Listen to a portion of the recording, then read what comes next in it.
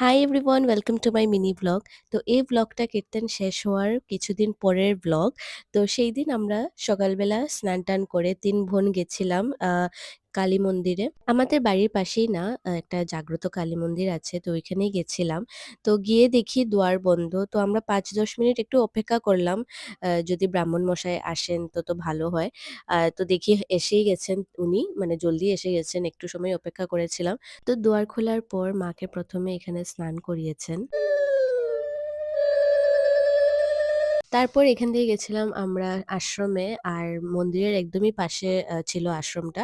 তো ওইখানে গেলে তো খুবই ভালো লাগে, কেন কি এত পিসফুল জায়গা, কি আর বলবো। ঘরে যাওয়ার সময় না টুকটাক মানে বিস্কিট-ফিস্কিট নিলাম চায়ের সাথে খাওয়ার জন্য, কেন কি কিছুই ছিল না ঘরে। তো যাওয়ার পরে তো আমি আ লেগে গেছিলাম চা বানাতে, কেন কি আমি একটা আনপেইড চা-ওয়ালি ঘরের। তো চা বানালাম।